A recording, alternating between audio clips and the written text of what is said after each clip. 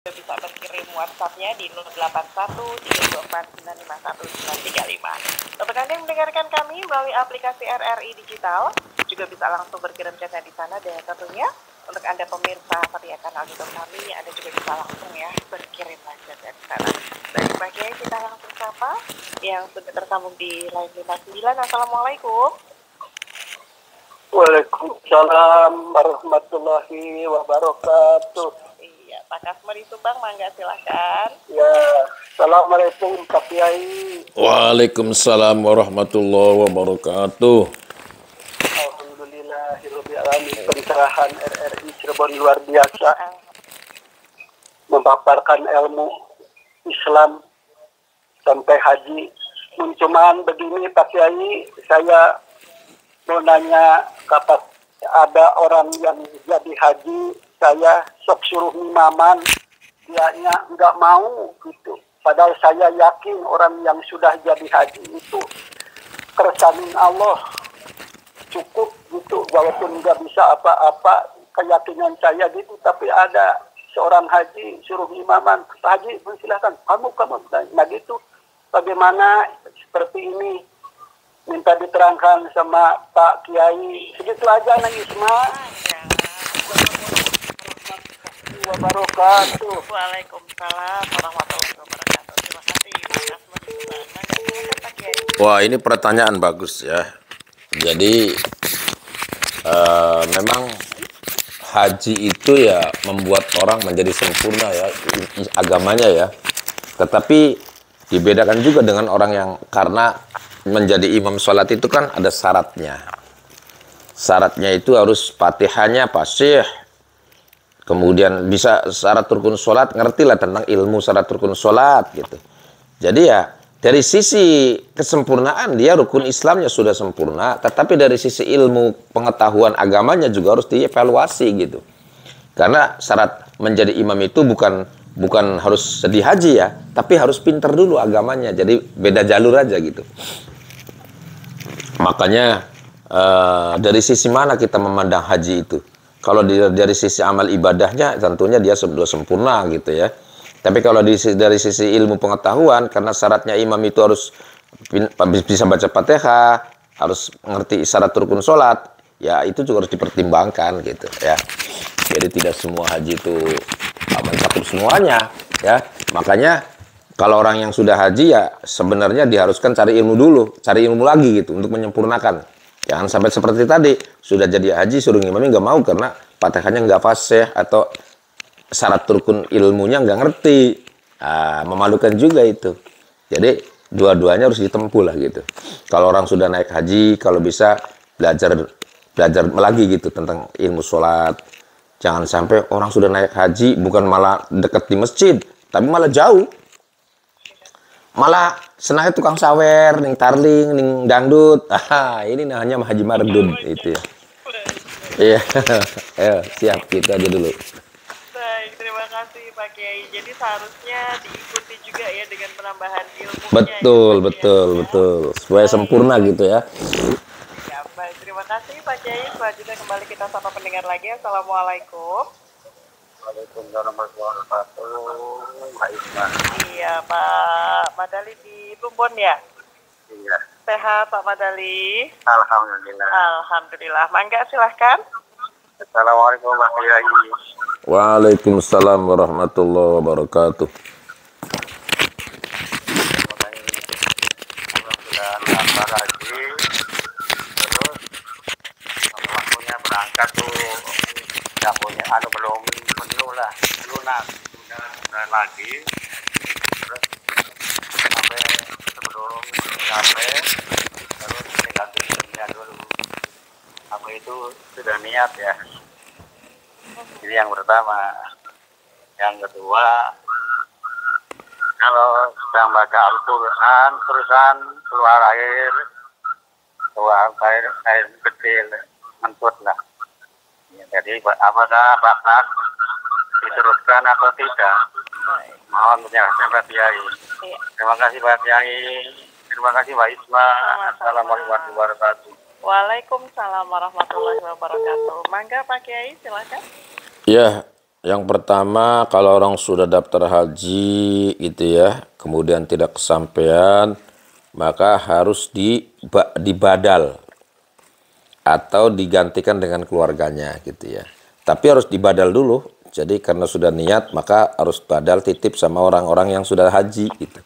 Tolong, ibu saya sudah meninggal, sudah daftar, tapi tidak sempat naik haji, maka harus dibadal haji. Harus dibadal haji ya. Harus dibadal haji. Kemudian yang kedua apa itu tadi? Kalau lagi baca Quran, terus mohon maaf, kentut gitu, Pak Kiai. Oh ya, berhenti aja dulu ngajinya. Berhenti, terus wudhu lagi gitu. Gak usah diteruskan, ya. Diteruskan selesai wudhu ya Pak Kiai? Betul, wudhu dulu ya. Oke, baik. Dan silakan pendengar, kembali kami mengajak Anda untuk Anda yang ingin bergabung dan sudah tersambung. Assalamualaikum. Waalaikumsalam warahmatullahi wabarakatuh. Mbak Isma Yuliasari. Iya, Bu Indra, sehat ya? Alhamdulillah. Alhamdulillah. Mangga, silakan Ibu. Assalamualaikum warahmatullahi wabarakatuh. Pak Kiai Haji Amin.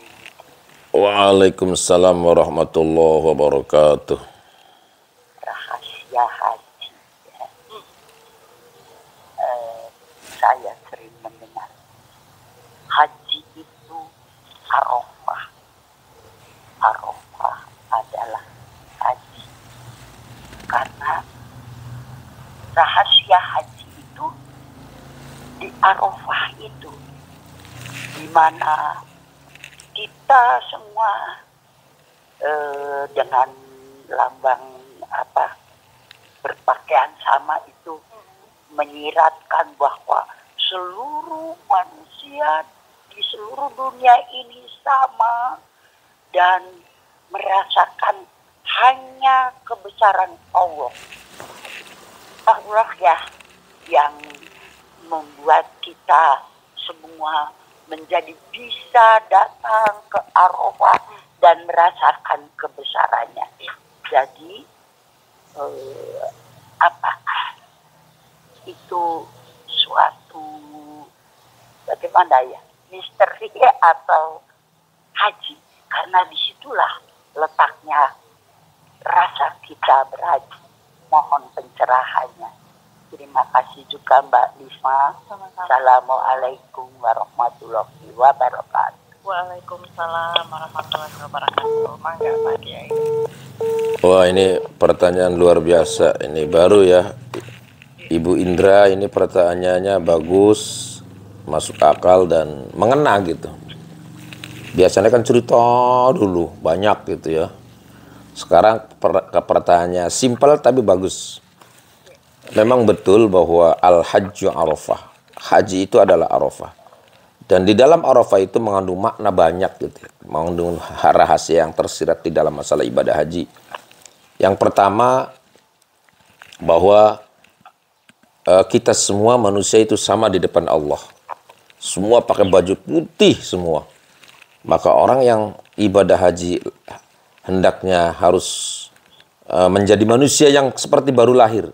Jangan dibawa-bawa namanya pangkat. Wah, saya jadi bupati waktu di Indonesia, saya jadi orang kaya, saya jadi bos. Tidak boleh. Maka ketika dia di Arafah, maka jadilah manusia menjadi hamba Allah yang sempurna. Full, alhamdulillah, full menjadi hamba Allah. Jangan membanggakan sedikit pun. Wah, saya di rumah sih jadi bupati, di sini sih begini. Tidak boleh begitu. Maka di dalam menjalankan wukuf di Arafah, itu kita menyatukan rasa gitu loh. Bahwa Islam itu bukan sendiri. Bahwa Islam itu adalah agama yang besar, agama dunia. Itu loh ya, yang sama-sama menyatukan energi. Makanya orang itu kalau sudah di Arafah, energinya tinggi gitu. Kenapa? Karena iman orang seluruh dunia disatukan gitu. Jadi rasa bergetarnya kalau mendengar lafaz Allah itu luar biasa. Oke lah, banyak banget itu kalau saya ceritakan. Mungkin ada satu judul nanti tentang Arafah. Oke, itu aja dulu. Semoga ada manfaatnya.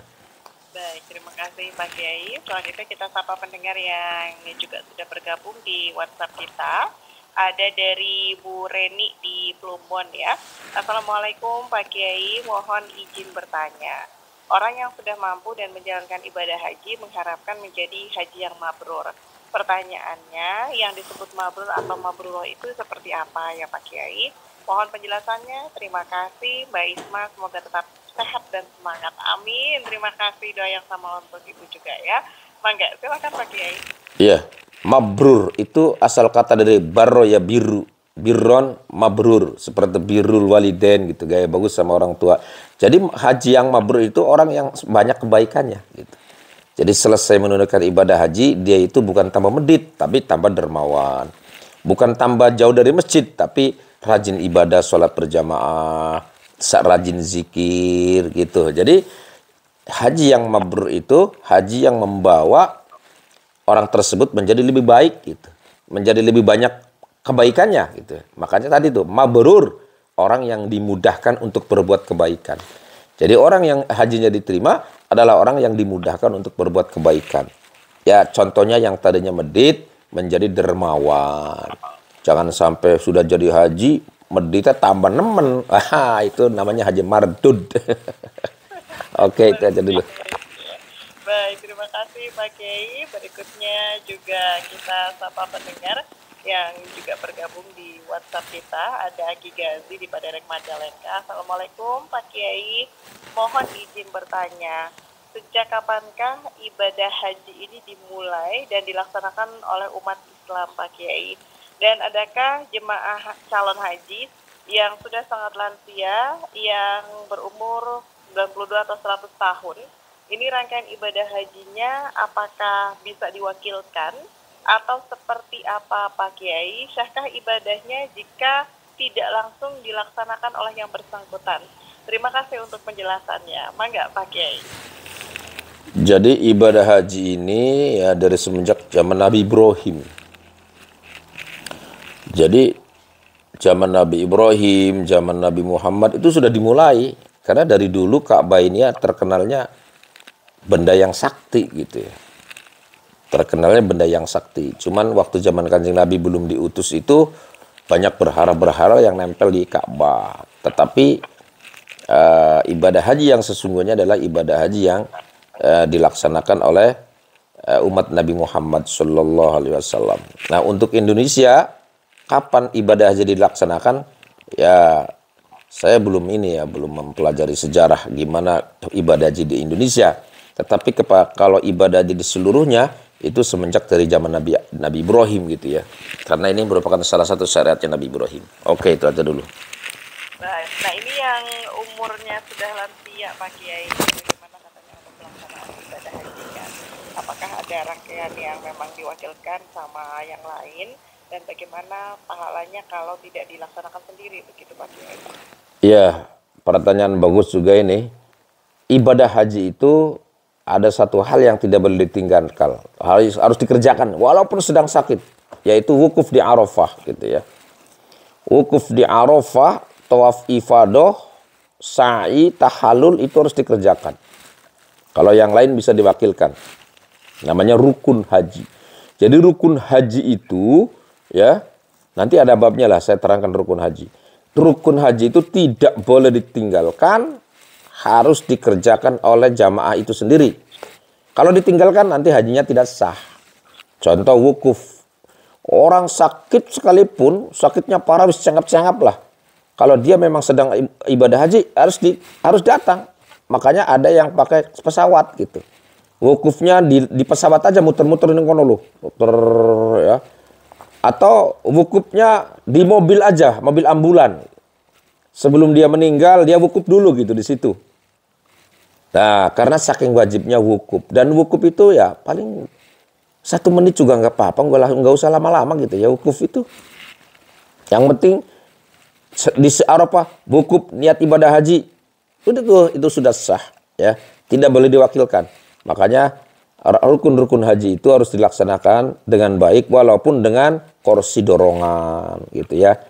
Oke lah, banyaklah rangkaian ibadah haji yang di sana banyak membantu gitu. Kursi dorongan, wukufnya kalau kursi dorongan, sa'inya dengan kursi dorongan nggak apa-apa. Ya takhalulnya juga ada yang motong. Jadi tidak harus ditinggalkan gitu. Kecuali wajib haji. Kalau wajib haji boleh nanti bayar dam. Seperti apa?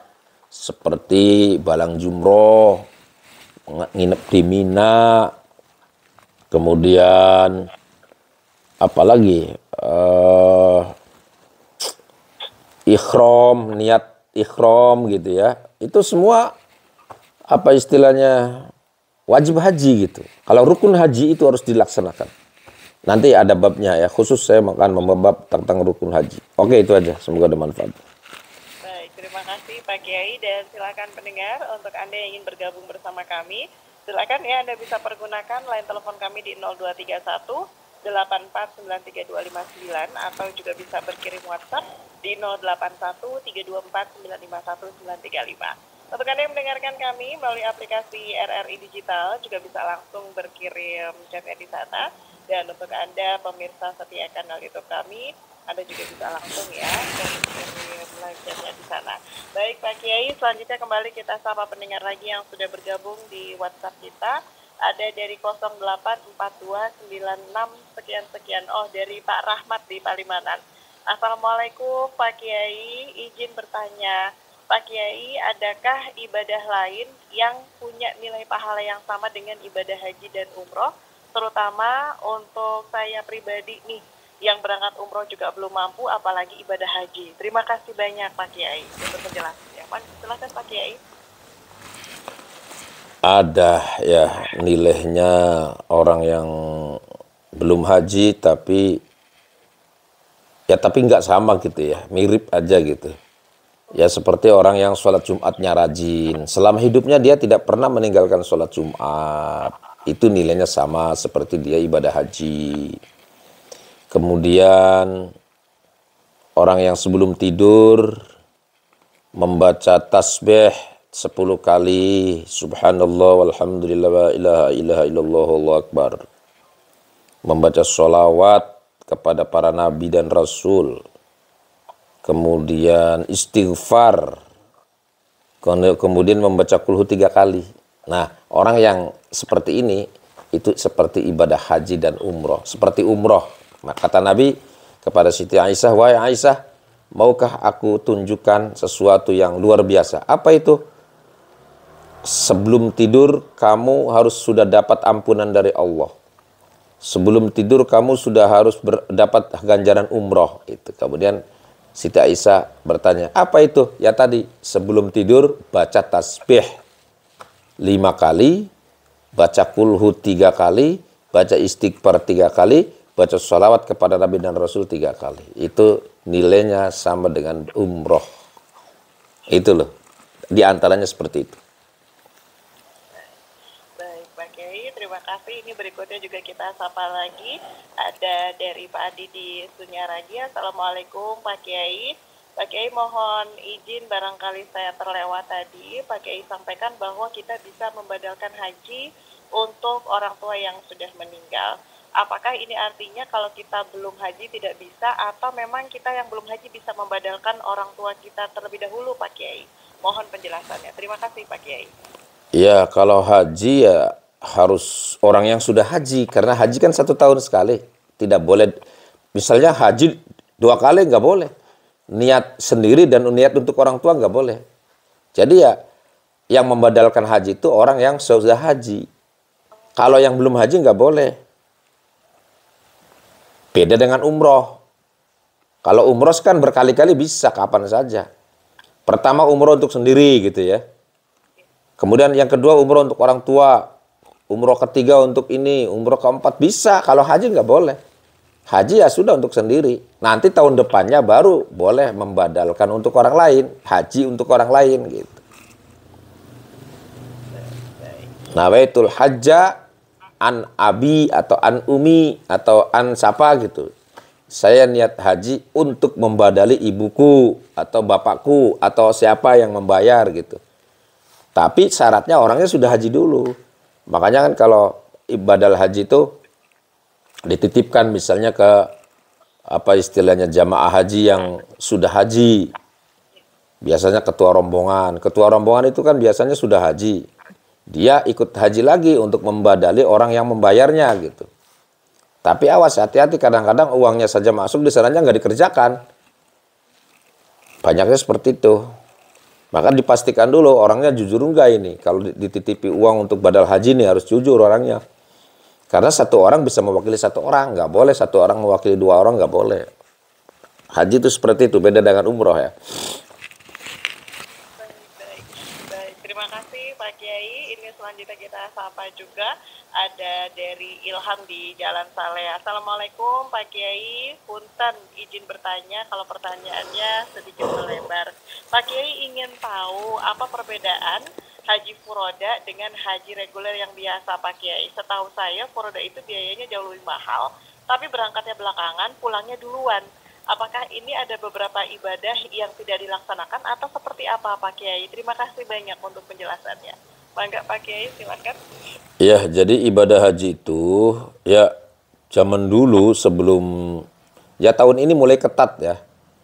Jadi sebenarnya siapapun bisa melaksanakan ibadah haji, visa apapun bisa dulu itu. Ada visa ziarah, visa umal, visa turis, visa umroh. Nah, sekarang itu yang diperbolehkan hanya 3 visa saja.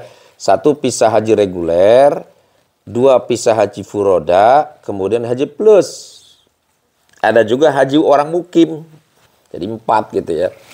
Nah, haji furoda itu sebenarnya haji panggilan dari langsung, tidak melalui pemerintah Indonesia, tapi langsung itu dari Arab Saudi. Furoda itu ya, dari khusus dipanggil oleh raja. Cuman panggilannya ini orangnya sudah sering haji, jadi dijual ke travel. Ya, harganya 400 juta paling murah, itu langsung berangkat. Furoda gitu ya. Kalau reguler kan nunggu 40 tahun gitu.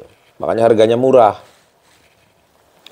Kalau haji plus itu nunggu juga, haji plus juga. Nunggu ada yang 5 tahun, ada yang 10 tahun. Kayak kalau yang 5 tahun, maka itu bayarnya 150 juta. Kalau yang nunggunya 10 tahun, bayarnya 75 juta. Itu haji plus ya. Kalau haji furoda langsung berangkat gitu. Misalnya Indonesia ini dapat haji furodanya berapa, visanya ada berapa gitu. Ya dijual di travel gitu. Dibeli oleh travel gitu. Maka langsung berangkat, dan harganya juga tadi 400 jutaan gitu ya.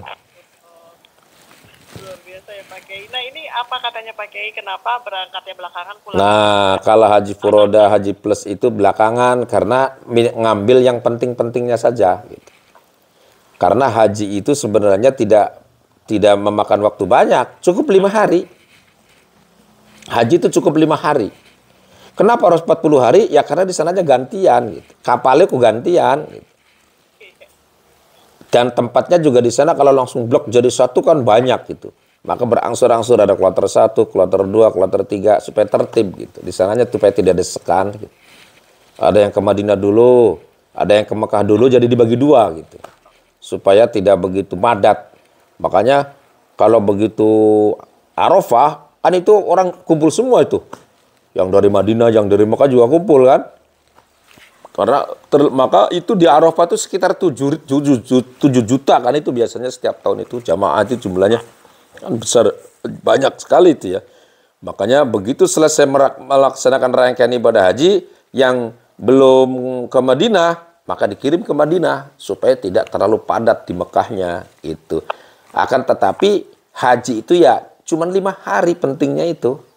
Dari mulai 9 Arafah, 10, 11, 12, 13. Itu.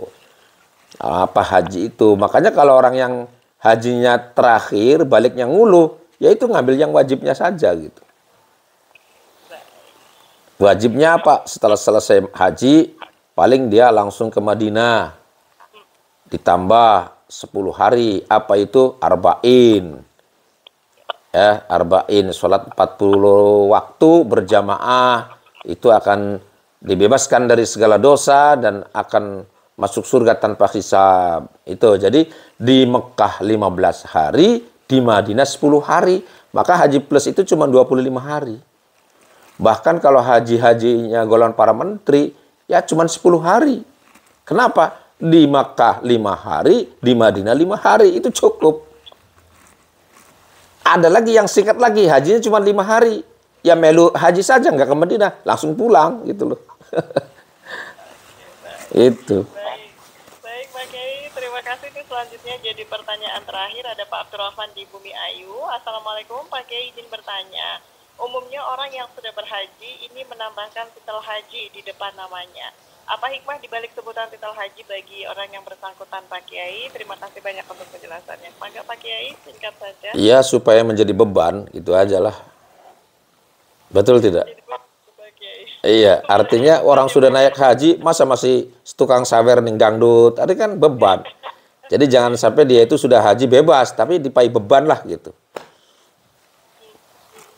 Ada pertanggungjawabannya ya Pak Betul, iya. Oke. Baik Pak Kiai, ini karena waktunya tinggal sedikit lagi, sebagai penutup Pak Kiai, mangga silakan. Ya, sebagai penutup, mari kita doakan para jamaah haji kita, khusus haji Indonesia, diberi sehat walafiat, dimudahkan untuk menjalankan syarat rukunnya, dan bisa pulang membawa haji mabrur dan mabruroh. Kemudian yang kedua, barangkali para kaum muslimin dan muslimat di mana saja berada yang mau umroh, bisa lewat pesantren Darul Quran, harga murah, meriah, tapi berkah. 14 hari cukup 28 juta saja. Dan akan berangkat insya Allah tanggal 13 Oktober 2025. Jadi tahun sekarang nih Bu, ayo siap daftar. Siap tah daftar? Allah Pak Kiai doakan. Iya. Kalau yang berminat ditulis saja nomornya nih. Nomor sayanya ya. Mangga Pak Kiai. 082 119 10 7790. Cuman hubungi nomor itu aja udah bisa langsung daftar, diproses, udah Oktober berangkat. Gampang sekali. Orang mau umroh, mau haji itu gampang, yang penting ada uang. Ya itu saja, semoga ada manfaatnya. Amin, amin, amin ya Rabbal Alamin. Terima kasih banyak Pak Kiai. Doakan agar kami bisa berangkat nanti ya Pak Kiai ya. Amin, Terima amin, kasih amin. sekali lagi Pak Kiai. Sehat selalu, makin sukses. Assalamualaikum. Waalaikumsalam warahmatullahi wabarakatuh. Baik mendengar Bapak Kiai Haji Aminuddin, pimpinan Pondok Pesantren Darul Quran Cikalahang, Kabupaten Cirebon bersama kita dalam sajian Mutiara Pagi kali ini. Insya